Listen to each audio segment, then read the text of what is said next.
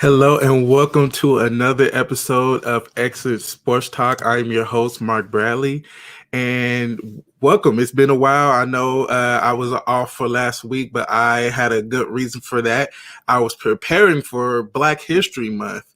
And so basically throughout this whole month, I'm going to speak about nothing but HBCU sports. And so basically I have a good program coming ahead, going ahead from today on to the end of the month. And so basically we're just going to talk all things Black sports, and it's going to be fun. It's going to be a fun time, and I'm excited for this month for sure because I love HBCU sports just in general, just the culture, just the history of it. It's everything about it. It's so great. And so I just want to go ahead and basically go forth with the month and just speak on just shed light more on HBCU sports. So what we have planned for today. Oh, and I'm going to speak about the Super Bowl since it is coming up this Sunday. I'm just going to go ahead and give my predictions, and that's basically it. That's as much professional, sports that I'm probably going to do. That's not exactly Black sports, but since it is the Super Bowl, it's coming up. I'm just gonna go ahead and get my predictions, and then we'll go from there. But besides that, so what we have on our schedule today is first, let me get you the welcome. There I am, right there. Anyway, so we're going to start off with a little bit of rivalry history, and we're going to talk about the State Fair Classic.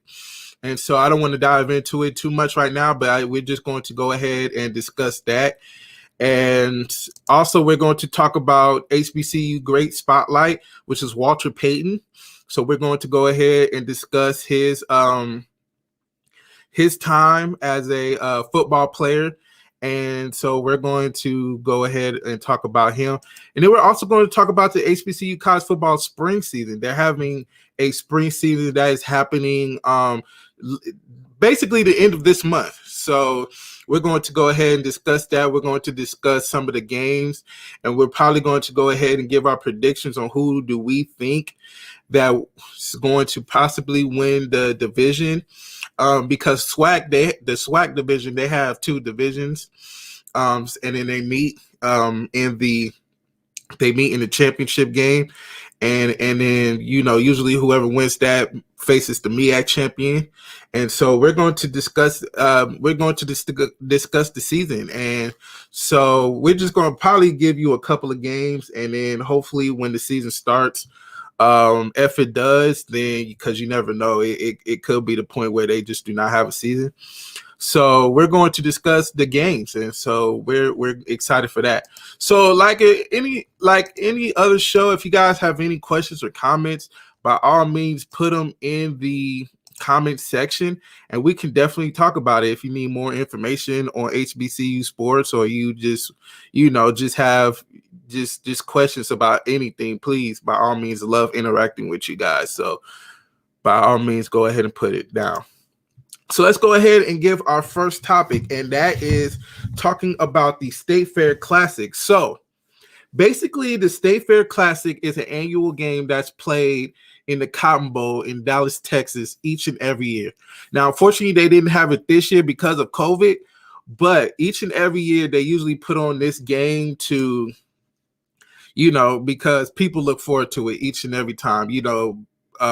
Alumni from both respective schools love to go to this game, and usually it's the time where they have the state fair every year in Dallas, Texas. Usually this is the time where us as Black people can go over there and have a good time.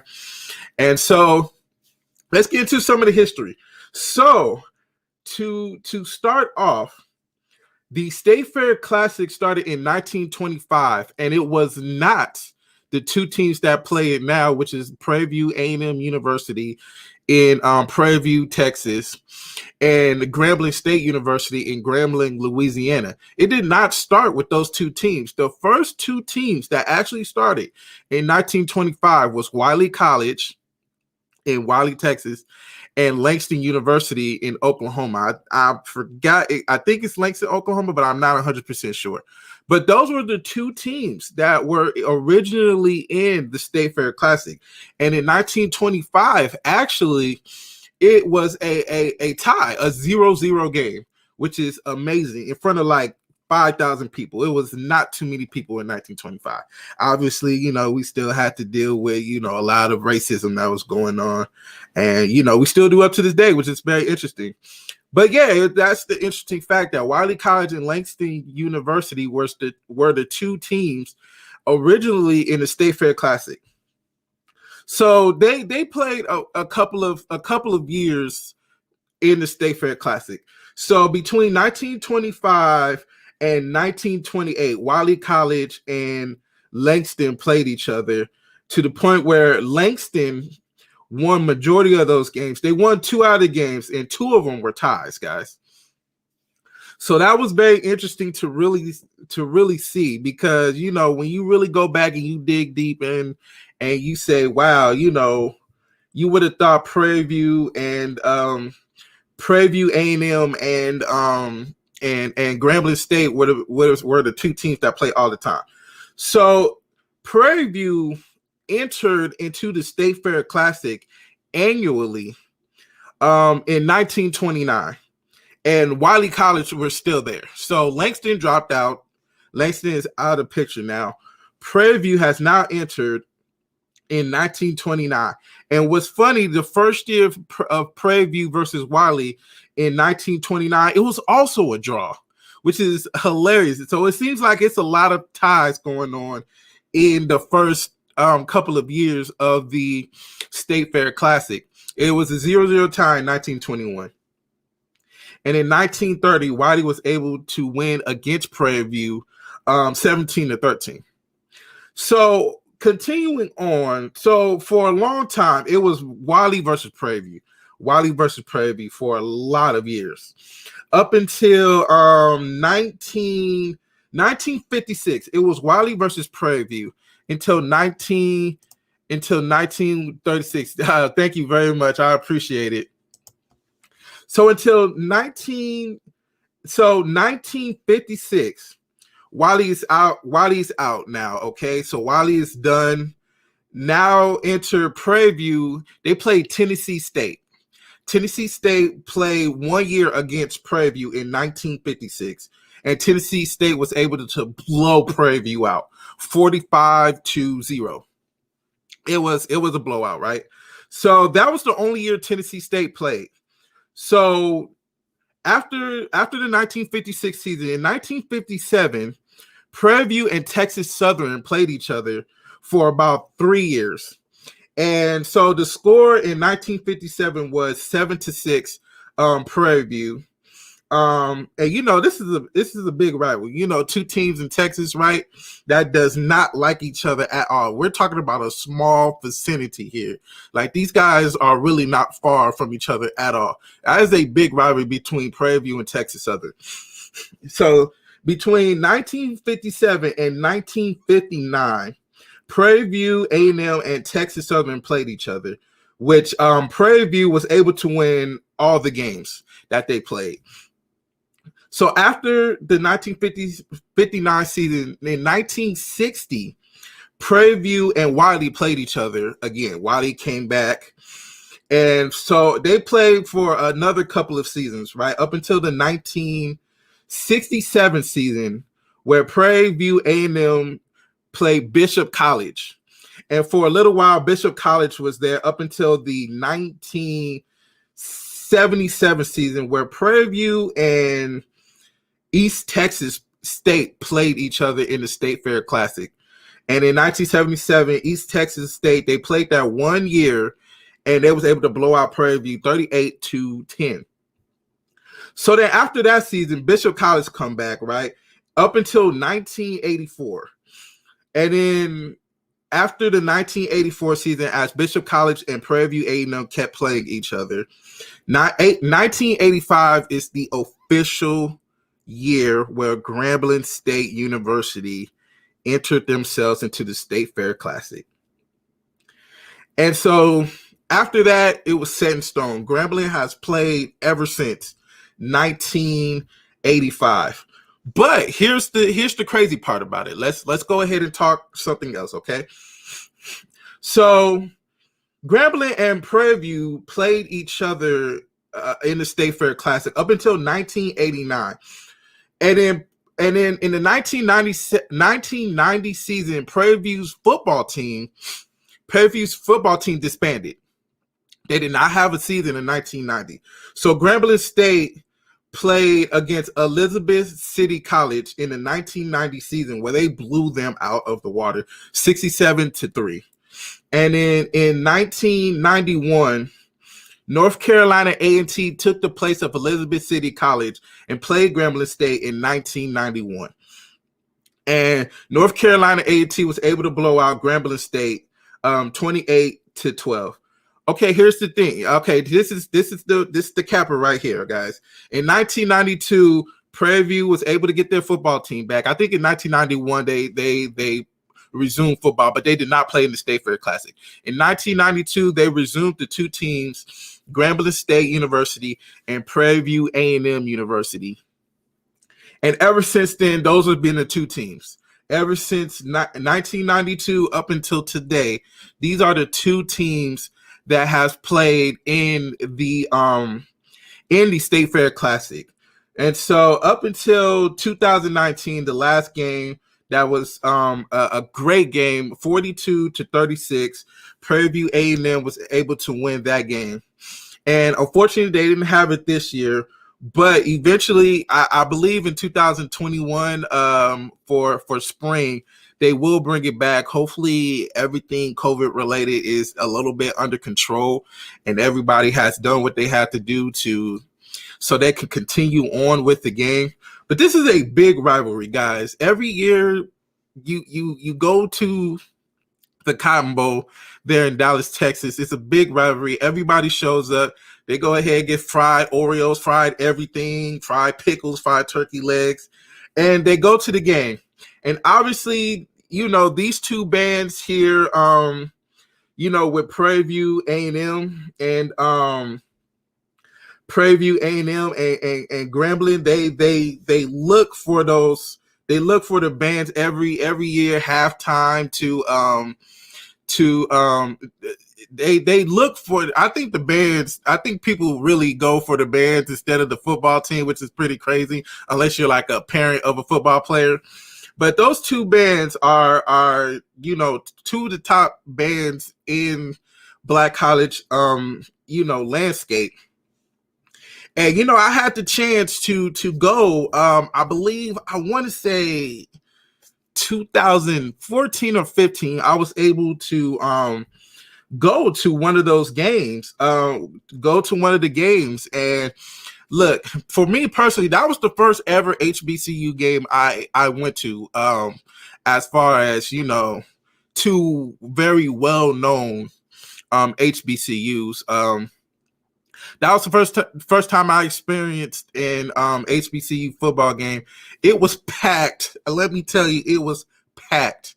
And, in the Cotton Bowl, those bleachers are really tiny, so I had to cramp in like this. But Prairie View and Grambling State put on a great halftime show. Both of them was excellent. I had such an amazing time. It was so fun. I had an amazing time. Unfortunately, it was cut short, but that's a different story. But it was so fun. It was fun. And if you ever have a chance to experience, ever had the chance to go to a HBCU football game, it is like no other. It is not like an average football game. It is like a concert, an excellent football game. It's just like everything rolled in one. It's just like not an average football game where you just go to, like, not average college football game, I should say, where the band just does whatever and nobody really cares about the bands. It's just more like a football game, like an average football game. But as far as a HBCU game, it is like no other, and I suggest everyone to go to one of those. It is so exciting. So that's basically the history of the State Fair Classic. It's a great experience. These are two teams that are usually a very very strong football teams, and so anytime you can have those two meet up, it's just fun. It's just very fun. So that's basically going to be the end of that topic.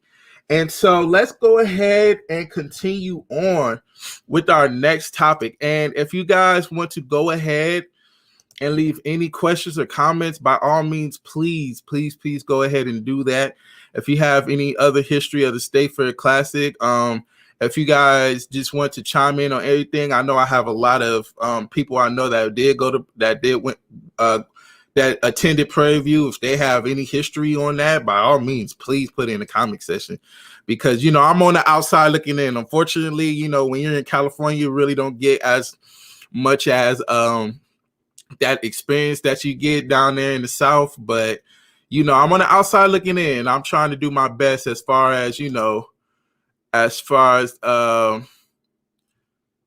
what about Grambling and Clark Atlanta? Howard, you know what? They usually don't play each other too often because they're in two different divisions, since Grambling's in the SWAC and then Clark Atlanta is usually a smaller school, so they play like a lot of smaller HBCUs.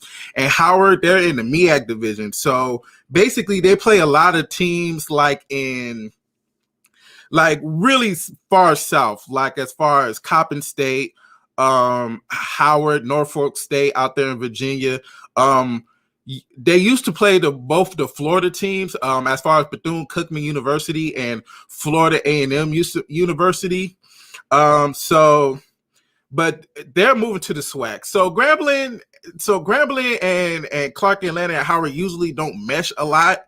But when they usually do, it's usually pretty crazy. Hampton as well. Hampton and Howard, they are two big rivals. Hampton and Howard are two humongous rivals. They do not like each other when it comes to athletics. I mean, they're very cordial as far as academic wise, but as far as football, sports in general, Hampton and Howard do not like each other. They're in the same division. They just do not like each other. And every year, they always trying to find out who's the real HU, Hampton or Howard, Hampton University and Howard University. It's a big rivalry. They do not like each other at all. They do not like each other. So that's one of those things to pay attention. If you ever do get into, if you ever watch college football or college sports in general, Hampton and Howard, they do not like each other. But here's the thing, okay? So Hampton moved out of the MEAC. They're playing in the Big South Division, which is not exactly a black collegiate conference, but they still find a way to play each other since they're both really close to each other. So they still find a way. That's a rivalry that's never going to end. So it doesn't matter what conference they're in. I know Howard is still in the MEAC conference, which is a black collegiate athletic conference. But Hampton, since they're not in it, they don't really play each other as much as they did, but they do not like each other. They'll still find a way to play. But Hampton and Howard, two big rivals. Okay, so let's go ahead and move on to our next topic. And we have our first HBCU Great Spotlight, and we're talking about Walter Payton. Now, the reason why I bring up Walter Payton is because, I just recently watched the 85 Bears 30 for 30. And if you haven't watched it, it's a pretty good documentary about the 1985 Bears and how good that team was. Probably one of the best teams in the NFL. But you have to, if you're talking about the 85 Bears, you have to talk about Walter Payton. And his nickname is Sweetness. He received that nickname in college. So let's go ahead and talk about Walter Payton, okay? So Walter Payton, who is originally from Mississippi, from Columbia, Mississippi. Excuse me. He was a strong running back, guys. One of the best running backs. If you was able to live through watching Walter Payton play football, oh my goodness, he was so explosive, so strong, like nobody could stop this man. So he's originally from Columbia, Mississippi. Went to Columbia, Mississippi, broke a whole bunch of records, just was going crazy, right? So when it was his senior year, it was time for him to figure out what school he was going to go to. Unfortunately, a lot of SEC schools, a lot of Alabama, University of Mississippi, Mississippi States, those type of schools, they were not recruiting black players. Not during those times, they were not recruiting black players. Matter of fact, I think University of Alabama didn't integrate their school until like the late 70s or early 80s. I can't remember, but yeah, there was not recruiting black players at all. So as good as Walter Payton was in the high school, these SEC schools was like, look, we're not gonna go ahead and do that. You're African American. We're not going to go ahead and do that. So as even through that, he was after that, the SEC schools was not trying to recruit him at all. He ends up going to Jackson State in Jackson, Mississippi. So he was able to stay in his hometown and play for Jackson State, who's a top school. Everybody knows Jackson State, well-renowned school, has been for a very long time. He attends Jackson State. So look, he only goes to Jackson State and just goes and breaks more records, right? He goes to Jackson State. He was just so strong. So they talk about his breakout performance in his 1972 sophomore year. He was able to score 7 touchdowns in one game against Lane College, and they won that game 72-0. And he also set a school record with 279 rushing yards as a sophomore, his second year in school. That is crazy to really think about. And so he becomes a superstar in Jackson State, right? So let's go ahead and look at his stats throughout his college. He went his whole 4 years in college. That was pretty standard for players back in those days. Usually people goes for 3 years and then they're out. If they know that they're ready to go, then they're out. A lot of people stayed 4 years, especially smaller schools, because they have to put their names out there. And of course, Jackson State is a black college, so you do not get a lot of recognition as you do as far as like Alabama and those SEC type schools. So let's go ahead and talk about his stats as a 4-year running back there at Jackson State University. So in 1971, his freshman year, he had 94 attempts with 659 rushing yards, 5 touchdowns, and as far as you're a freshman, you're still trying to figure out. You're not gonna get as many touches, so it's all good. It's all good. So look at this. This was a humongous jump as far as from his freshman year to his sophomore year. So in his sophomore year in 1972, he had 124 rushing attempts with 781 yards total for the season and 15 touchdowns. That is a humongous jump from 5 touchdowns to 15. You was able to get 10 more touchdowns your freshman year. This is when Walter Payton was able to establish himself as one of the top premier running backs in football. So let's continue on. It's another big leap in his junior year.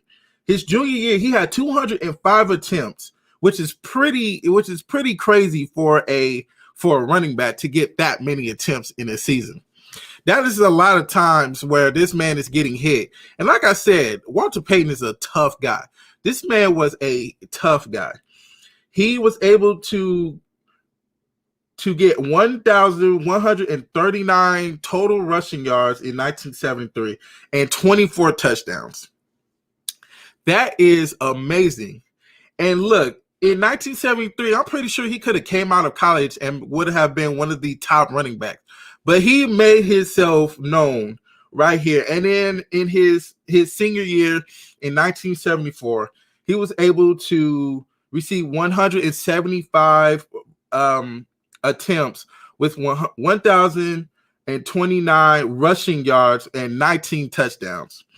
Now, obviously, the touches went down a little bit. I mean, I'm pretty sure at some point the coaches at Jackson State was like, "Look, we overuse Walter Payton. Let's bring it down." But it's still able to have a great 4 years there at Jackson State University. And with all that performance, he was able to get into the College Football Hall of Fame and also the Black College Football Hall of Fame. And so let's talk about basically his professional career. He was drafted in the first round. I think he was the 4th overall pick. And after that, look, he was able to, in his career, just basically become their workhorse in Chicago. At the time, in the beginning of his career, wasn't good, but he was like the one bright spot there in Chicago. I mean, even though the team was bad, he was very good. He was very good. But then in 1985, 1983, when they was able to, add pieces around Walter Payton, and they became a very successful team. Their defense was already one of the top defenses in the NFL, and they was just in 1985, they was just so strong. That defense was crazy. But then in 1985, he was the workhorse of that Chicago Bears offense, and they made it to the Super Bowl. Unfortunately, he did not get a touchdown in the Super Bowl, and he was upset about it. He was upset about it because, if you ever watched the film, the 85 Bears, he kind of isolated himself, and he was very upset of him not getting a touchdown in the Super Bowl because he worked so hard for it. I mean, when you're talking about a man who basically was beaten, man, I mean, being that workhorse, just taking all those hits. I mean, look, he deserved a touchdown in the Super Bowl. Like, he deserved it wholeheartedly. But then, after that, he went by. He wasn't able to win any other Super Bowls, unfortunately. But look, still Walter Payton was still the one of the premier running backs in the NFL. And anytime you have a nickname in the NFL, you're doing something right. So Sweetness, when you hear that name in the NFL, just in sports in general, it's Walter Payton. So unfortunately, he did die. He died very young. He only died at 45 in 1999. I believe he had like a really bad liver, like a rare liver disease, and it just ate him up. It just ate him up, and unfortunately, he died really young. But for a man, who played the game with his whole heart, from Jackson State to the Chicago Bears, I mean, you just can't say enough about Walter Payton. He is one of the best, if not the best, running back in the NFL, and also one of the greatest HBCU players to ever lace him up for Jackson State University. And Jackson State is one of those other schools I was able to go and visit a long time ago. I think it was back in 2009. I can't remember. But Jackson State is a beautiful school. We saw the football field that he played on. Jackson State, so beautiful, so beautiful. And so he was just able to grace that campus with pride. And he's done an excellent job. And unfortunately, his life was cut short, but his legacy will live on. So that's basically going to be the end of the HBCU great spotlight, and we're going to continue on with this for the rest of the month.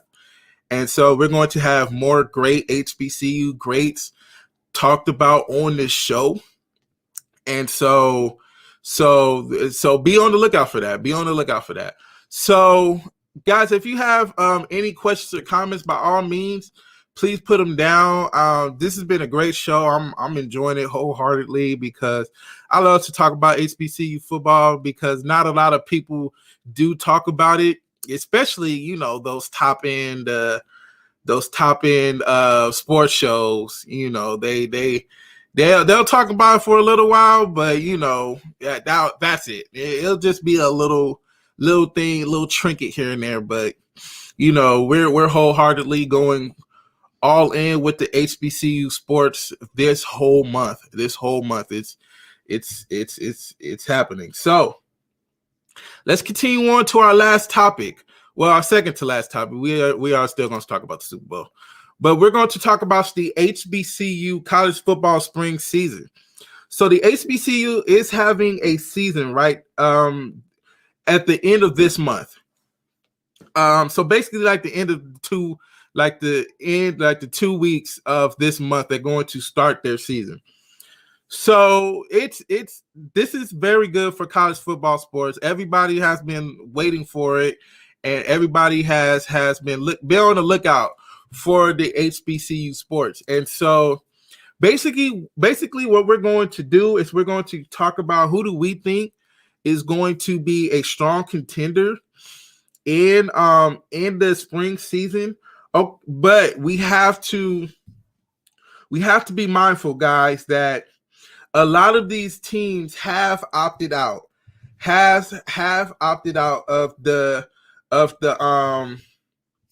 the spring season. So they're not going to play in the spring season. So let's go ahead and talk about some of the top teams going into this season. So let's first start off with the MEAC division. Okay, so the reason why I want to start off here is because it's a lot of teams that opted out of in the MEAC. So it's going to be hard to watch a lot of MEAC games this season. Okay, so beginning with this. Okay, so in the MEAC, Bethune-Cookman, Florida A&M, and North Carolina Central has all opted out of the spring season, which means a lot. Okay, so this means a lot, and it's going to hurt the MEAC. The reason why I'm saying it's going to hurt the MEAC is because since Bethune-Cookman and Florida A&M both opted out, they're moving to the SWAC division next year. So when the fall season starts, they're going to be in the SWAC and they're going to play their games. So they're out of the question. And in North Carolina Central, another MEAC team is not playing. So it's a very small amount of MEAC teams playing this year in the spring season. That's starting in a couple of weeks. So let's go ahead and talk about the MEAC. Talk about the MEAC division, okay? So their first couple of games are going to start February 20th. And so our first two games on Saturday, February 20th, is Norfolk State. And Norfolk State, a very average team. They really weren't, they was average. They went 4-4 last year in the division, in the MEAC division. So they're a very average team. They're just an average team that, that hopefully that without, a lot of these teams not playing, they could move up and really, have a good time, a good chance to shine a little bit in the spring season. So their opponent on February 20th is South Carolina State University. And the game is set in Orangeburg, South Carolina, where South Carolina State, the campus is at. South Carolina State is a strong MEAC team. This is a very good competitive team. And to be honest, this is my front runner for the MEAC division in the spring year and also in the fall semester. Now, look, it's going to be a lot different. Okay, so let me first make this clear. In the spring season, they're not going to have the same players as they are in the fall semester. So it's like a lot of high school recruits that are still going to be in high school right now. So when they come in the fall semester in college, some teams are going to be a little bit more talented. Okay. So let's not say these are going to be two different seasons. It's going to be like night and day. So you're going to see a lot of teams probably going to be a lot better than usual that you never really think will be good. But then when they get to the fall semester and all the talent starts coming in, all the recruits they were able to get from high school, they're going to come in the fall season and they're going to play. So it's going to be two different seasons. You're going to see that firsthand. But still, at the end of the day, I think South Carolina State is going to go ahead and probably get the win, probably dominate against Norfolk State. Norfolk State isn't really, it's an average team, but look, I could be wrong. But South Carolina State is a strong team, guys. Let's be honest. And so the second game of the first week of the MEAC division is Delaware State versus Morgan State. So let's talk about these two teams. Delaware State was very bad last year. I'm going to keep it 100% honest. They were very bad. They was not a good football team. They was at the bottom of the division. They was not good at all, okay? And then we're also going to talk about Morgan State, who was not good either. So these are two very bad teams that are going to be playing right now. But it's a new season. Things can happen. You never know with both of these teams. It's not a lot of teams playing in the MEAC this year, so you never know what could happen in this division this year. So this is a great opportunity for Morgan State and Delaware State to really make noise in the MEAC in the spring semester. So in the spring football year. So I don't know, but it's always a chance. It's a chance right here in the spring. Now in the fall, I can't say the same because everybody is going to be back and reloaded for the fall semester, so it might be tough for both of them teams. But for the spring semester, it's a good chance for them to gain confidence and really move forward. Okay, so let's talk about the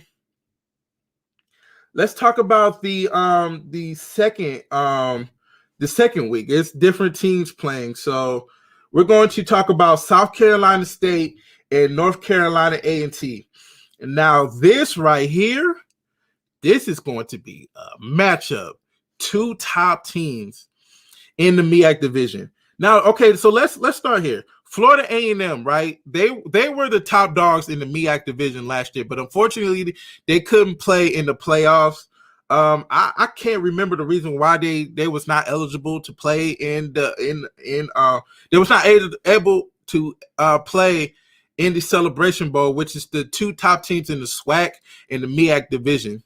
It's kind of like the Black College Football Championship game. They couldn't play it, but second in line was North Carolina A&T and South Carolina State. Both were 6-2 in the division, but North Carolina A&T was able to win the division because of their 9-3 record. And so these two teams are going to clash in the MEAC division. So North Carolina A&T, they're going to play. If I'm not mistaken, I don't know if they're going to opt out or not, because North Carolina A&T next season is moving to the Big South Conference, where it's not like I said, it's not a Black college athletic division. But if I'm not mistaken, if they are playing in the division this year, these two teams right here these are the ones right here. These are the top two teams right here. Because last year, North Carolina A&T offense was so good. It was so good. And I think I think they have a chance to be the top dogs in the MEAC if they do stay. But these two teams, South Carolina State and North Carolina A&T, are just so strong, guys. And then we're going to go ahead and move on to the next game, which is Morgan State and Howard. Another two bad teams. Howard did not have a good season last year either. They had a 2-6 record in the division, 2-10 overall record. It was a tough year for Howard. So these are two teams that are not good. Not good right now, but you never know in the spring season. You never know. So basically, we just wanted to talk about those two weeks because look, let's be honest, it's not a lot of teams playing in the MEAC this year, and so excuse me, it's a lot of recycled games. So you're going to see a lot of Morgan State, a lot of South Carolina State, a lot of Howard. Just all kind of mixing and matching each other. So it's going to be a tough season for the MEAC.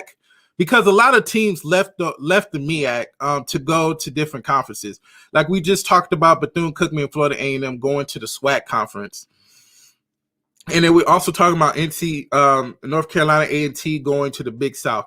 They lost three very strong teams in the MEAC. Now, I hope the MEAC finds a way to get other schools. Maybe you do bring in PWIs who, are a lower level division, but they want to move up. And two, maybe they can bring in some of those PWIs to play against these HBCU teams just to balance it out. Because the MEAC right now, is struggling to really stay afloat. So hopefully we can see that the MEAC finally, has something positive go their way and they can gain, more teams just to, fill that conference out. So, it's hard for the MEAC, but they'll figure it out. So let's go ahead and talk about let's go ahead and move over to the SWAC division. Now the SWAC division is a little bit more, it's going to be a little bit more competitive on this side of the HBCU conference. So let's go ahead and start off. First, we want to start off with Alcorn State. Alcorn State has been dominant in the SWAC for a very long time. So right now they're going to opt out of the spring football season, which is a smart decision for them. They're going to get their recruits in the fall, and they're going to reload and still become one of the dominant teams in the SWAC when it comes to the fall season. But let's talk about the teams that are going to play in the spring season. So, like I said, the SWAC is split up between two conferences, okay? So let's talk about the SWAC West. So Southern University in Baton Rouge, Louisiana, Prairie View A&M is going to play. Grambling State is going to play as well. Arkansas Pine Bluff, and Texas Southern. They make up the SWAC West. Last year, Southern was the top dog in the SWAC West. They was able to play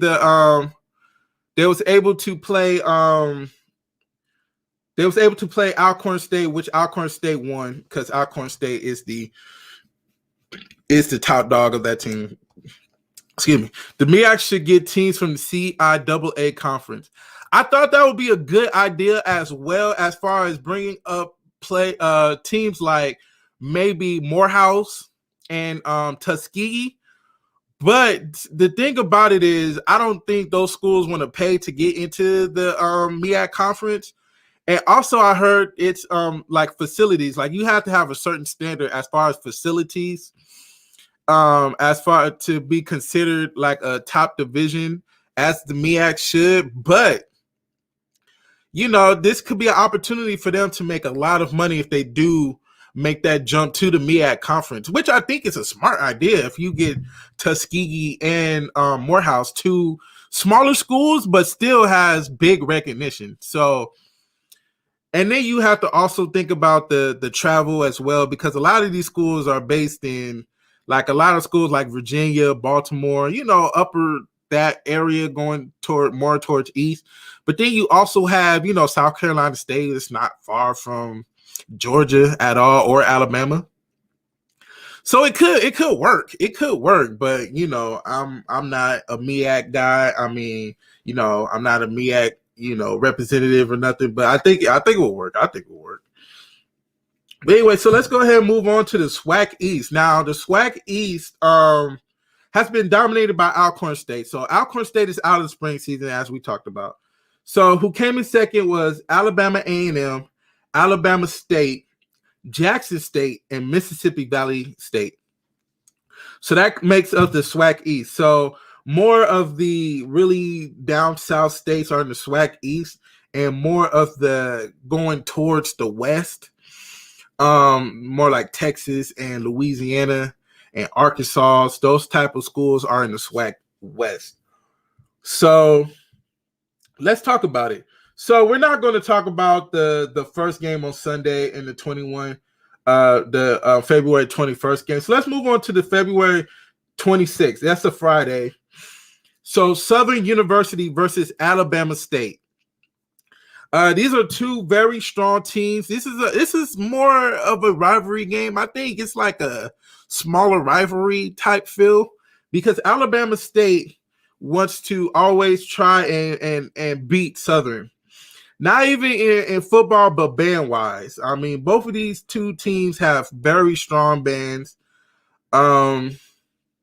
Very strong bands, and so it's always a competition between these two schools. Now in the spring season, the opposing band is not going to travel, so it's just going to be the home team band. So I just want to put that out there. So in the fall, it's full speed ahead. It's basically full speed ahead. So that's that. But if I have to give a prediction about this game. Oh, wow. I think Southern is going to go ahead and win a tight one. Both of these teams going to be very rusty, of course. I mean, they haven't played in a long time, but I think it's going to be I think it's going to be a low-scoring game, very low-scoring game. And I think Southern is going to pull out a tough one. It's going to be like a 17-10 type game. It's going to be a very close game. And so let's move on to the first Saturday of the MEAC conference. A lot of teams are going to play. So let's start off with Mississippi Valley State and Jackson State. So this is the first official SWAC game for Deion Sanders, prime time. We all know Deion Sanders, who recently took the job at Jackson State, was able to have a very great recruiting class that's going to come in the fall. Like I said, spring and fall, these players are still in high school. You have to think about that. These players still have to go through their high school year. And then in the fall, they'll be ready to go. So spring, Jackson State, they might not have the best of seasons. They still have to work with what they have right now. But I believe, these players are going to run through a brick wall for Deion Sanders because Deion Sanders just has that type of feel. He just has that type of status where he can just get his players pumped up, ready to run through anybody for him. So I believe Jackson State will win against Mississippi Valley State. Mississippi Valley State has a lot of work to do to really get themselves up to the status that they need to do out there in the SWAC East because they came in dead last. They were 1-6 in the conference. And it was not a good look for Mississippi Valley State, but you never know. It could be to the point where, they might have a decent season. I mean, it is fall season, so it's up in the air for anybody. And so let's also talk about Texas Southern and University of Arkansas Pine Bluff. And so, these are two not the best teams, both in the SWAC West. They were both in the bottom of the division. Texas Southern had a horrible year last year. They didn't win a game last year in football.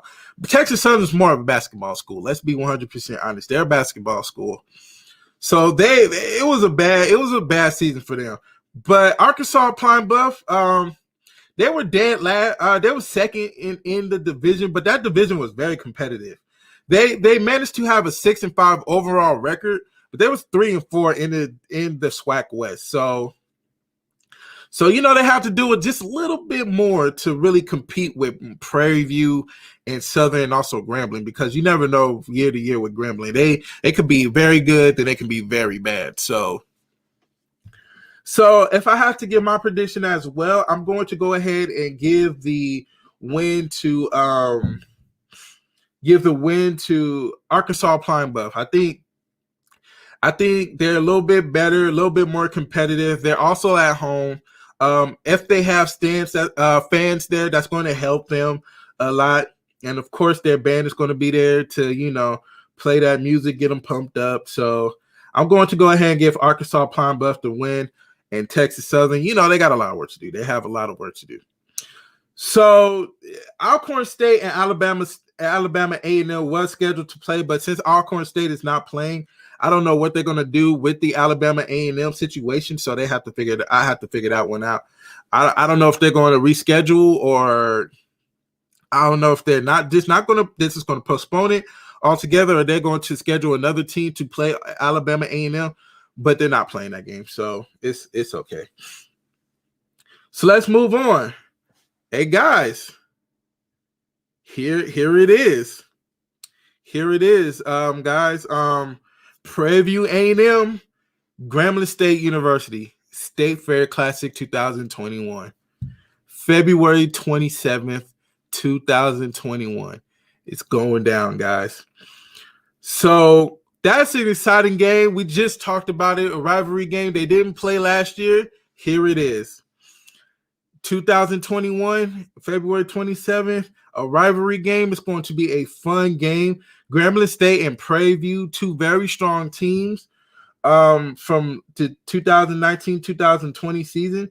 Prairie View came second behind Southern University, and Grambling State was right behind, came in third.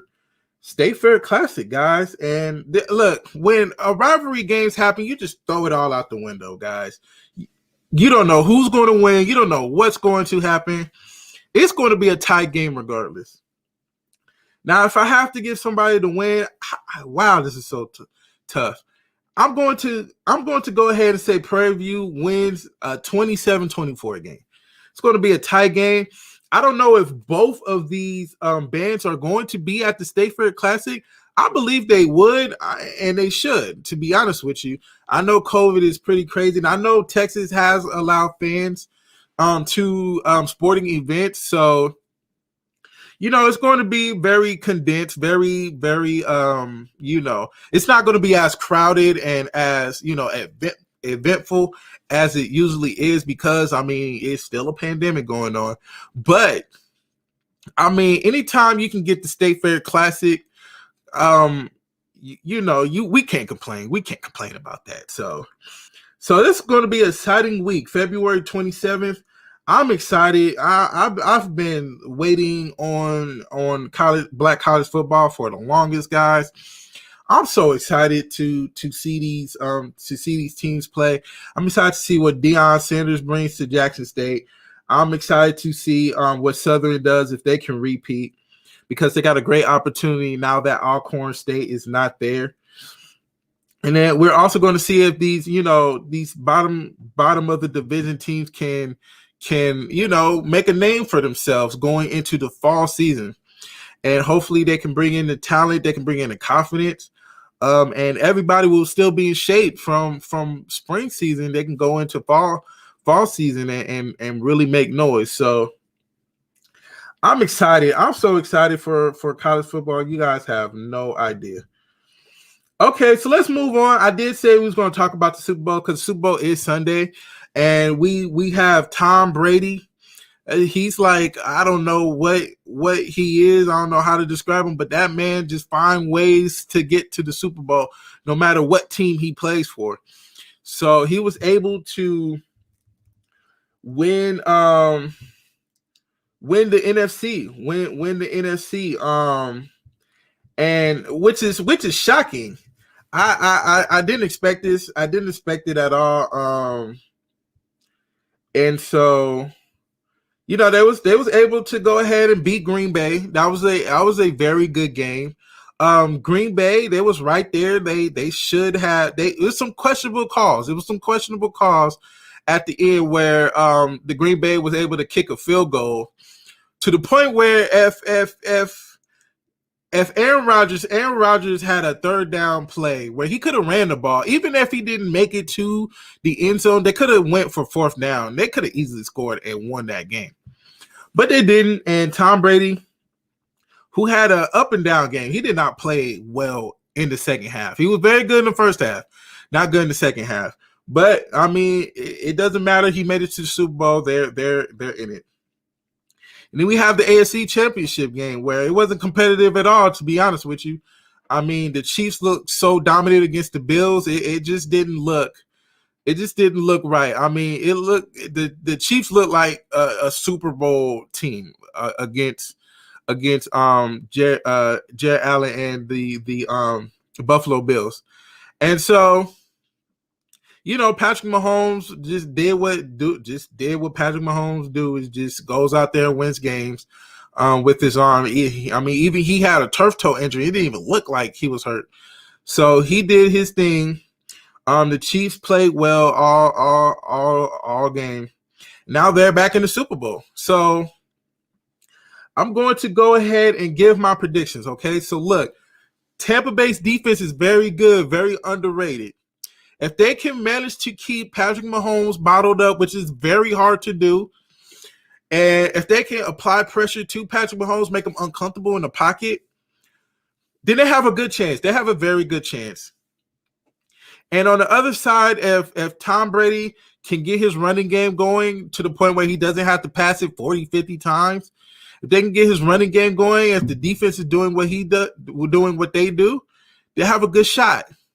And like I said, if the Chiefs can play defense and get pressure on Tom Brady, which they have been doing a very good job in this postseason, they have been getting to the quarterback very well. And so, look, this is going to be a very competitive game. And so I'm going to go ahead and give my predictions on the score. And I just have to say, I think the Chiefs are going to go ahead and go back-to-back this year. It's going to be a good game. It's going to be a tight game. I'm going to go ahead and say it's going to be a 27-24 game. Kansas City Chiefs back-to-back. Patrick Mahomes, the best player in all of football, no question about it. Travis Kelce, Tyreek Hill, they just go crazy. They just find ways to get the ball. I think Tom Brady's going to have a good game. I think he's going to have a very good game. He's going to manage the game very well. And as much credit as you give Tampa Bay's defense, who is a very strong, very physical, very fast defense, I think it's just hard to stop Patrick Mahomes for 4 quarters. I just think it is. I mean, it's hard to stop that offense, like, in general. They're just so creative in their offense. It's just like you have to account for everybody.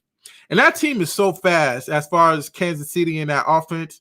Their offense is so fast, and it's just hard to really stop them. So 27-24 Kansas City, back-to-back champions. Go crazy, Kansas City.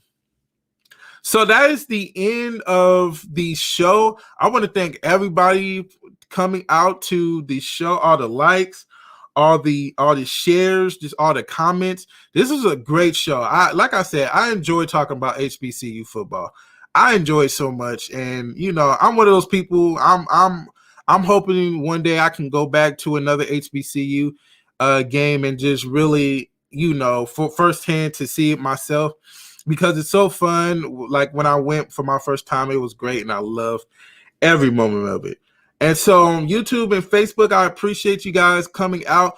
On Twitch, usually I come back an hour and we go ahead and hang out and play games, but I'm not going to today.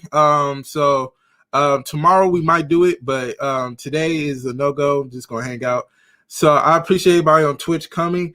And so until next week, where we talk about more HBCU sports, it's going to be fun. So until next week, guys, peace.